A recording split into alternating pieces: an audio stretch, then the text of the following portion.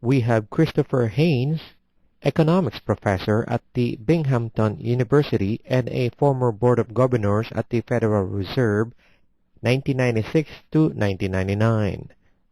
What do you think of the latest Fed move? They decided to leave the Fed funds target unchanged. I think this is basically because what's going on in financial markets now, all the battles that they're fighting, have nothing to do with the level of overnight rates on super safe loans, which is what the Fed funds rate is about. What they're fighting now is the spreads, particularly the spreads associated with default risk. It's not the term premium that they're fighting. We've seen that rates on long-term treasuries have plummeted. So this is really all about default risk spreads, and so this is kind of new, but it's new just in recent years. To fight the default risk spreads, what we're talking about is sort of classic lender of last resort, central bank stuff.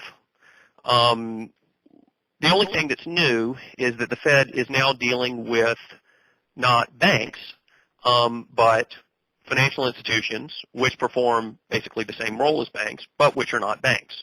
And so what the Fed is doing is very old-fashioned, well-understood, traditional stuff, but with a new group of counterparties. What does that mean in layman's terms? The Fed used to lend money to just banks, now financial institutions and insurance companies? In layman's terms, I think everybody understands anybody in financial markets understands what a bank run is. Bank runs are when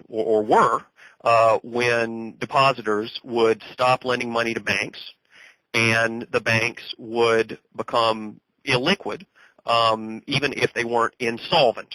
That is, the bank's assets were still pretty good. Banks might actually still have technically positive capital, but because nobody was lending to the banks, they would shut down, and then you would have the systemic crises. Now, in the 19th century, central banks learned how to deal with those problems by acting as lender of last resort, by lending to the banks when nobody else would. And Bernanke, at least, is very, very aware of that history. One of the things that Bernanke knows, because he's an expert about the Great Depression, is that the stock market crash and the very small recession that started in 1929, 1930 turned into the Great Depression because the Fed did not act as lender of last resort. The Fed stood by while banks went under. At the time, one of the reasons that the Fed was standing by and not taking action to save banks is that a lot of the banks that were going under were not members of the Federal Reserve System. And the Fed did not think that those banks were the Fed's responsibility. A lesson that economic historians have drawn from this is that it's really, really important for the central bank to take responsibility for everybody, not just the institutions which have an official established tie to the central bank, but also new institutions which might have developed in recent years which don't have an official claim on the resources of the central bank for lender of last resort activity, but nonetheless, the Fed has to look after them because there's contagion.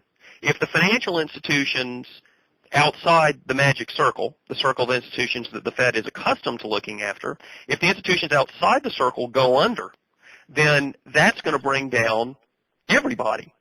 So the Fed has to take responsibility for any kinds of new financial institutions which are performing bank-like responsibilities.